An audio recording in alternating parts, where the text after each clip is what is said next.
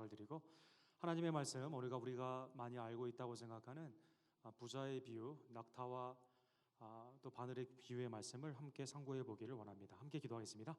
사랑하는 하나님 아버지, 감사합니다. 하나님의 내 가운데 우리를 구원하여 주시고 이렇게 하나님의 진리의 말씀을 대면할 수 있는 복된 날을 허락해 주심에 진심으로 감사를 드립니다. 하나님, 오늘도 하나님의 생명의 진리의 말씀이 나를 향한 귀한 말씀임을 깨닫고 회개하며 온전히 주님을 믿으며 주님의 명령에 순종하며 나아가는 하나님의 백성들 될 수 있도록 역사하여 주시옵소서. 예수 그리스도의 이름으로 간절히 기도드립니다. 아멘. 미국의 각 주마다 스테이트 모토, 가장 중요한 주의 하나의 이념들을 모토로 세우곤 합니다. 미국의 오하이오라는 주 중부 지방에 있죠. 그 주의 모토는 의사당 바로 앞에 있는 With God all things are possible. 우리 하나님은 모든 것이 가능하다라는 그 모토를 가지고 의사당 앞에 이렇게 판을 이렇게 새겨 있는 것입니다. 이것은 9살을 먹은 짐이라는 한 학생이 1957년도에 로비스트로 자기가 등록을 하여서 오하이오가 하나님의 뜻 가운데 온전히 서는 주정부, 특별히 주 상하원의원의 정치 가운데 하나님의 뜻이 온전히 나타나기를 원했기 때문에 3년 동안이나 이 9살 난 아이가 많은 로비를 하여서 이제 주지사가 사인을 하여 이 모토가 되게 된 것입니다. 그런데 작년에 어떻게 하나님이 모든 것이 가능한 분이냐라는 질문을 가지고 ACLU라는 그러한 그 단체에서 오하이오 주를 수를 했습니다. 그래서 하나님이 가능한 게 아니라 인간이 가능하게 되고 그걸 위해 의회를 세웠는데 스테이 모토로는 합당하지 않다라고 지금 현재 소송이 진행되고 있다고 합니다.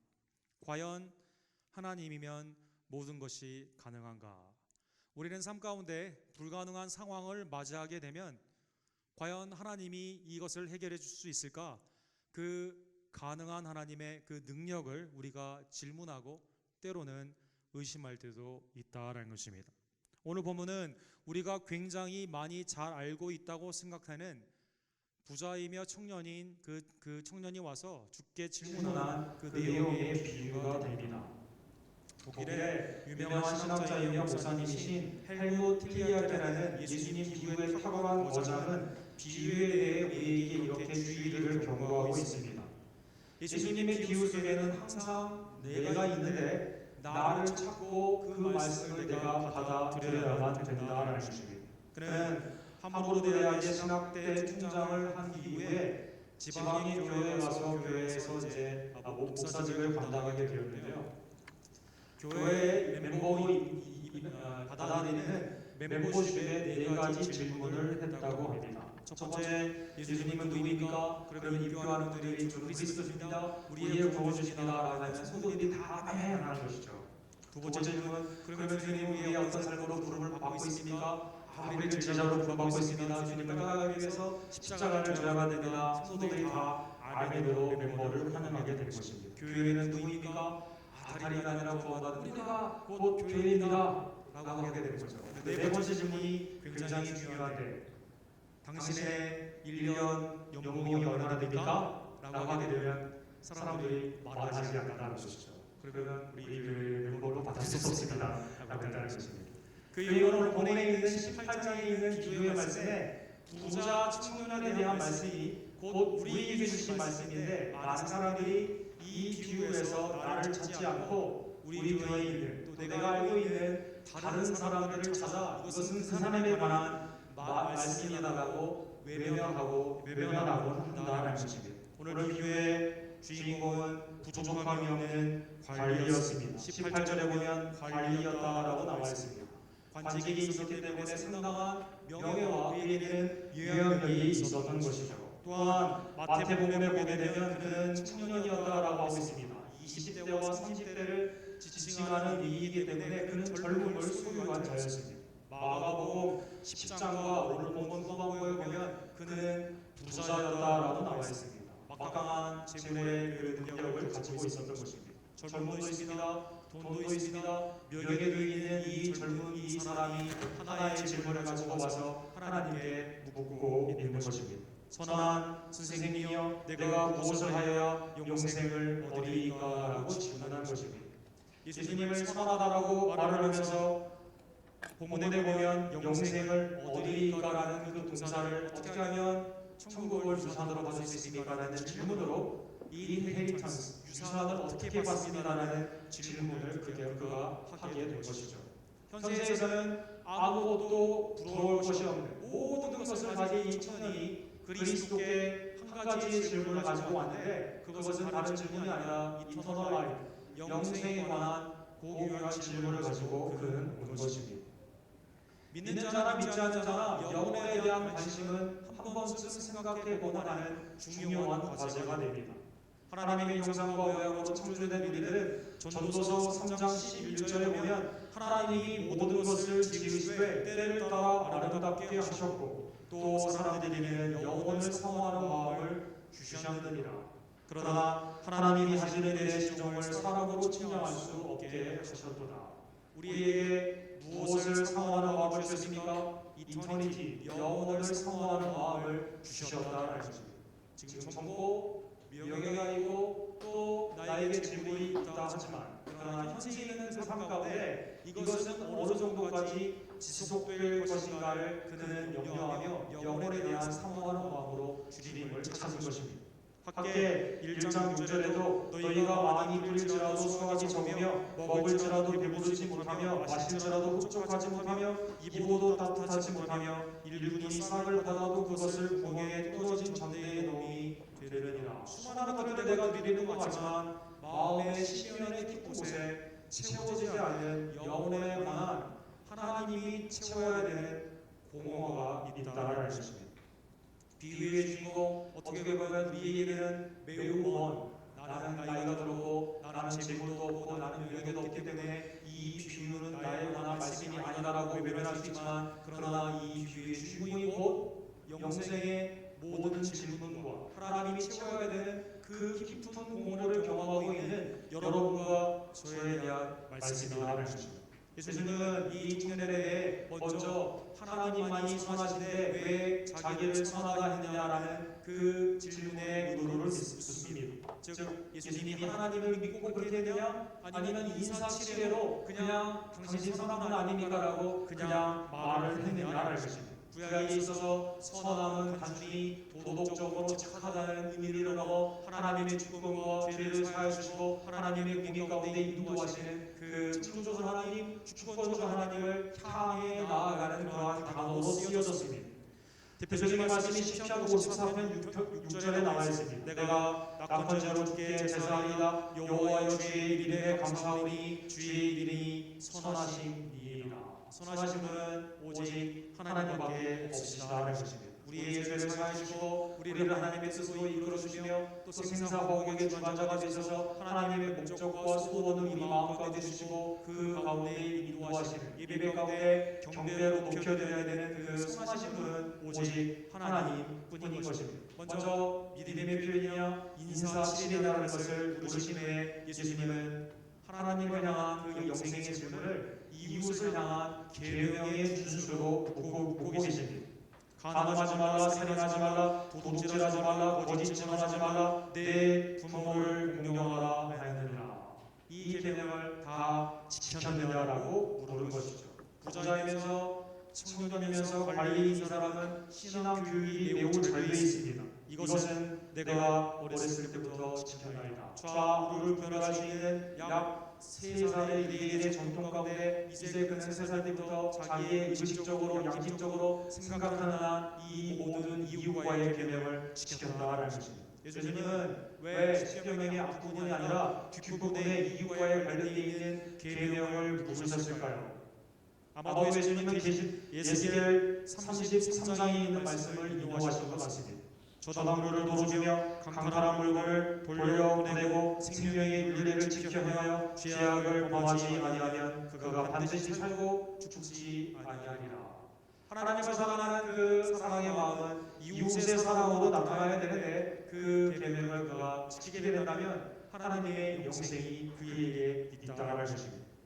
물론 율법은 우리의 죄를 깨닫게 하고 이러한 죄 가운데 우리가 온전하지 못한 겸손한 마음을 하나 가지고 주님 앞에 우리의 죄를 그에게 하십니다. 그러나 이 청년의 경우에는 이 부자와 관리의 경우에는 다 지켰다라고 교만하게 그가 스스로를 높이고 있는 것입니다. 다 지켰다는 이 사람에게 예수님은 다 지킨 게 아니라 한 가지를 너희가 부족하게 가지고 있다라고 말을 하면서 다 가진 게 아니라 부족한 한 가지를 말씀하십니다. 내게 아직도 한 가지 부족한 것이 있으니 내게 있는 것을 다 팔아 가난한 자에게 나누어 주라. 그리하면 하늘에서 내게 무화과가 있으리라. 그리고 와서 나를 따르라 하시니. 이 사람은 모든 것을 다 가지고 있다고 생각했습니다. 그러나 예수님은 거꾸로 이 모든 것들이 그 사람을 소유하고 있기 때문에 천국을 받기를 원한다면, 천국을 소유하기를 원한다면 그 모든 것들은 놓아야 됨을 알려주신 것입니다. 명령과 약속과 명령의 형태로 나와 있습니다. 너를 소유하고 있는 이 땅의 소유를 다 가난한 자에게 주라 할 것입니다. 그러면 영생 하늘에 무화과가 있으리라 할 것입니다. 그리고 나를 따르라 할 것입니다. 모든 것을 가져갔지만 한 가지 부족한, 즉 현세의 질문이 아닌 영원의 질문을 가지고 온 이 사람에게 예수님은 현세에 있는 것을 놓아야만 영생의 것을 취할 수 있다라고 알려주신 것입니다.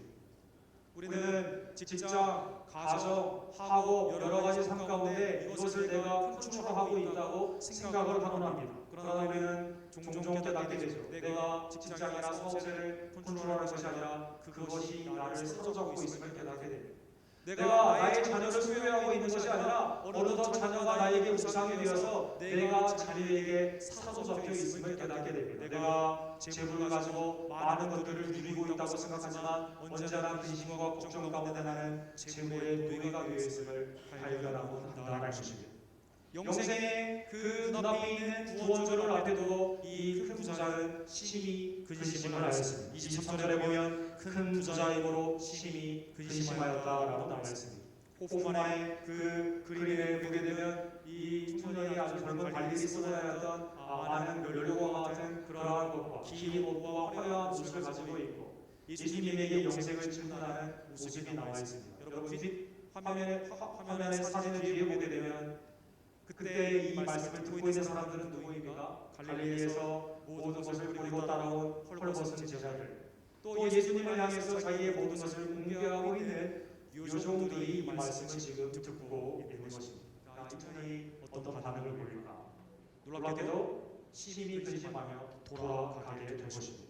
예수님은 돌아간 그 사람을 향해 이렇게 말을 합니다. 그를 보시고 이르시되 재물이 있는 자는 하나님의 나라에 들어가기가 얼마나 어려운지. 얼마나 어려울까요? 낙타가 바늘귀로 들어가는 것이 부자가 하나님의 나라에 들어가는 것보다 쉬우니라라고 말씀하는 것입니다. 이 말씀의 해석이 요즘 다양하게 여러 성경적인 그 해석이 아닌 다양한 관점에서 해석이 되고 있습니다. 아둘리라는 유명한 세계적인 미니어처리스트, 이분은 성경을 사람토의 신약을 다 넣는 것이 소원일 정도로 굉장히 작은 걸 잘하시는 분인데 예수님이 여기에 낙타를 바늘에 투하하는 그거 사실은 낙타를 죽이면 할 수 있다는 것이죠. 그래서 낙타를 한 마리도 아니고 7마리를 아주 자세하게 만들어가지고 이렇게 전시를 해가지고 박물관에 7마리가 들어가는 것이죠. 그것도 오아시스를 향해 아주 잘 만들었습니다. 또 자유신학자들은 이렇게 말합니다. 예루살렘에 있어서 그 당시에 그 낙타가 들어가야 되는 바늘귀라는 그 게이트가 있었다는 것이죠. 여러분 이 게이트의 사진을 보시면 매우 작습니다. 작기 때문에 여기에 들어가려면 어떻게 들어가야 됩니까? 낙타가 구부려가지고 이렇게 들어가야 된다는 것이죠. 천국은 예수님이 다른 게 아니라 그냥 부자에게 필요한 것은 겸손한 마음으로 낙타처럼 구부려서 들어가면 된다는 것이죠. 여러분 오늘 본문의 말씀이 미니어처로 만드는 하거나 낙타를 이렇게 구부려가지고 넣는 것처럼 우리가 그렇게 하는 방법을 의미하고 있을까요? 제자들은 이 예수님의 말씀에 대해 굉장히 큰 질문을 가졌습니다. 내가 주님을 지금 따라가는 이유 중에 하나가 많은 재물을 얻고 세상 가운데 편안한 삶을 가지고 살기를 원하는데 재물은 하나님의 축복인데 아브라함도 부자였고 다윗도 부자였고 수많은 사람들이 부자였는데 부자가 하나님의 나라에 들어가지 못한다면 그러면 가난한 자가 들어간단 말인가 라는 질문을 그들은 하게 된 것입니다. 오늘 본문의 26절에 보면 듣는 자들이 이르되 그런즉 누가 구원을 얻을 수 있나이까. 누가 구원을 얻을 수 있나이까. 베드로가 나에게 질문하죠. 나는 그러면 다 버렸는데 들어갈 수 있습니까? 나는 괜찮겠죠? 라고 질문하는 모습이 나와 있습니다. 제자들의 질문에 그릇된 전제가 하나 있습니다. 그것은 무엇일까요? 예수님을 따라가게 되면 나의 삶이 형통할 거라는 생각을 하게 된 것입니다. 돌아가는 이 청년을 향해서 제자들은 다음과 같이 질문하지 않았습니다. 지금 어디 가십니까? 영생이 주님이 영생의 말씀을 해줬는데 그거 버리고라도 영생을 취하는 게 당신의 목적이었다면 주님을 따라가야죠라고 그 사람을 붙잡지 않았다는 것입니다. 오늘 본문에 혹시 여러분과 제 마음 가운데 이거 내가 가지고 있는 재물을 보면 다 버려야만 되는 것인가? 야, 부담스럽다. 천국에 하는 건 매우 부담스럽다. 우리도 예수 그리스도 중심으로 하나님이 우리에게 주시는 영생의 가치를 중심으로 생각하지 않고 나를 사로잡고 있는 소유로 그것을 버리기가 아깝다고 생각한다면 바로 이 비유의 주인공은 부자 청년, 마음속 깊이 있는 우리 자신이라는 것입니다. 예수님은 27절에 보면 무릇 사람이 할 수 없는 것을 하나님은 하실 수 있느니라. 구원은 낙타가 바늘귀를 들어가는 것보다 더 어려워, 즉 인간의 모든 방법으로는 불가능하다는 것입니다. 본문의 핵심은 인간으로서는 불가능하다는 것입니다. 거기에 절망적인 우리의 죄의 결과가 있습니다. 죄의 값은 사망이고 우리가 이 땅에서 수많은 명예를 갖는다 하더라도, 수많은 돈을 갖는다 하더라도, 수많은 젊음을 잠깐 누린다 하더라도 이것은 다 지나가는 것이며 결국 영원한 하나님 앞에 심판대에 서야만 되는 것입니다. 인간은 스스로 자가적으로 구제 불능입니다. 구원 불능이라는 것입니다. 이러한 죄를 깨달아야만, 이러한 죄의 결과를 우리가 심각하게 깨달아야만 하나님의 은혜를 붙잡을 수가 있는 것입니다. 그러나 하나님은 하실 수 있느니라. 인간은 오늘 불가능하지만 하나님은 하실 수 있다는 것입니다. 구원은 온전히 하나님께 속해 있는 것으로 하나님이 우리에게 주셔야만 우리가 받을 수 있는 것입니다. 이 청년이 물었던 것처럼 영생을 어떻게 유산으로 받을 수 있습니까? 유산은 부모님이 결정하여 주는 것처럼, 자녀가 받는 수동적인 것처럼 하나님의 나라는 받을 수밖에 없다는 것입니다. 나 스스로는 쟁취할 수가 없는 것입니다. 에베소서 2장 8절에 보면 너희는 그 은혜에 의하여 믿음으로 말미암아 구원을 받았으니 이것은 너희에게 난 것이 아니요 하나님의 선물이라. 믿음 그 조차도, 하나님을 믿는 그 믿음조차도 하나님이 우리에게 선물로 허락하여 주시는 것입니다. 자, 그러면 인간으로 불가능한 그 구원은 하나님이 가능케 하셨는데 하나님이 구원을 가능케 하신 그러면 그 방법은 무엇일까요?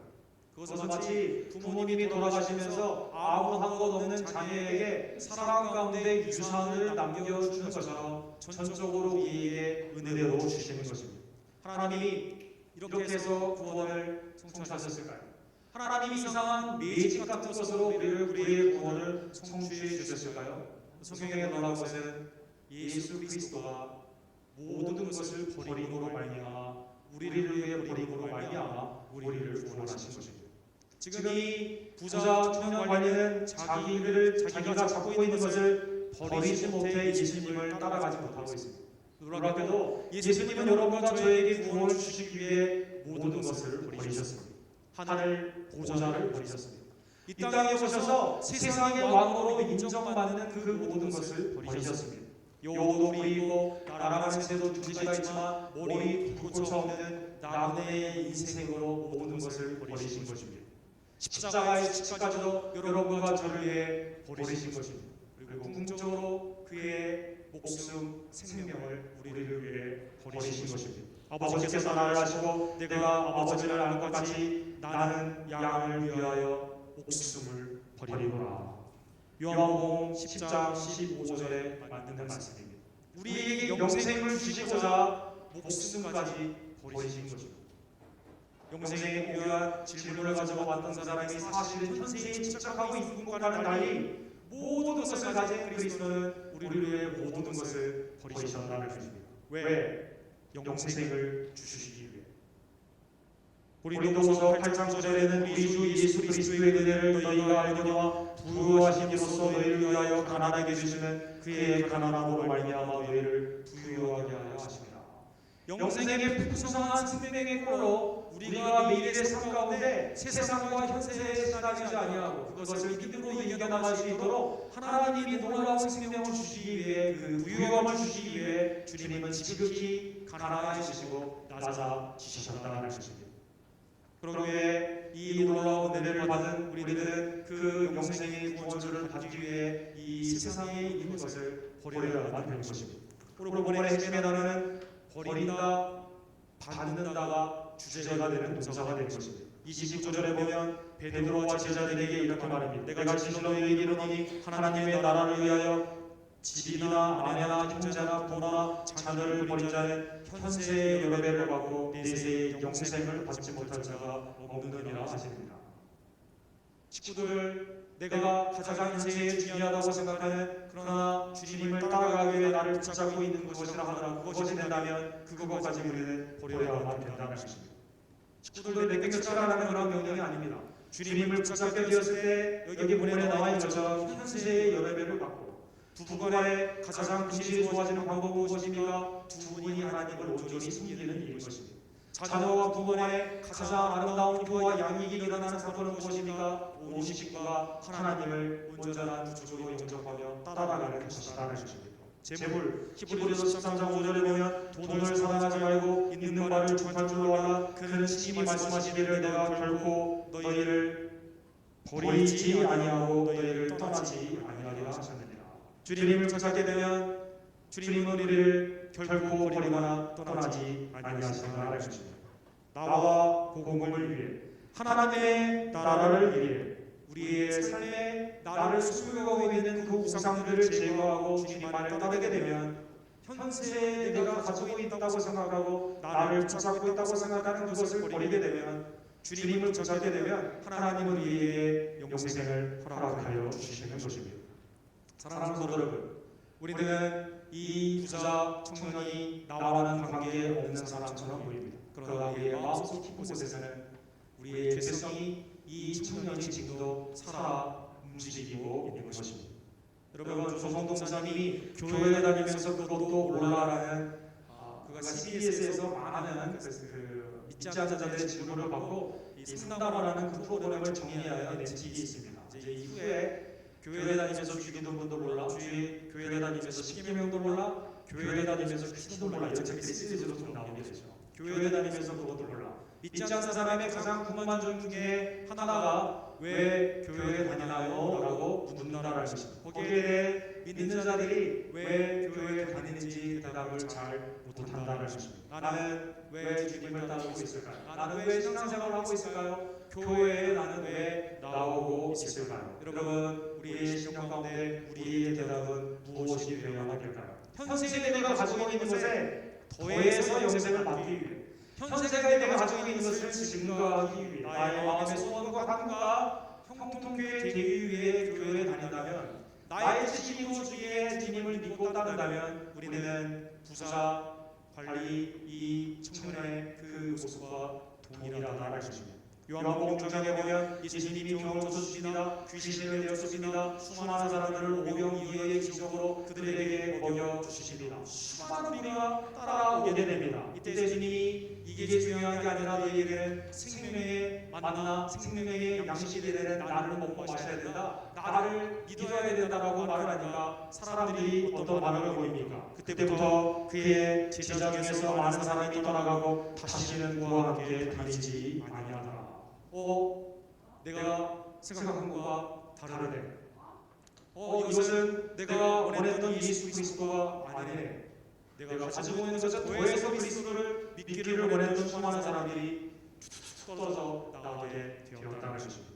예수께서 이 열두 제자에게 이르시되 너희도 가려느냐? 시몬 베드로가 대답하되 주여 영생의 말씀이 주께 있사오니 우리가 누구에게로 가오리까? 영생이 그 앞에 있는데, 예수 그리스도가 그 앞에 있는데 실망하고 한 그 청년처럼 수많은 제자들이, 무리라고 하지도 않고 제자들이라고 했습니다. 제자들이 예수님을 따라다니다가 예수님이 나를 믿어야 된다는 진리의 말씀을 선포하게 되었을 때 떨어져 나가는 것처럼 사랑하는 성도 여러분, 우리는 왜 주님을 따라가고 있을까요?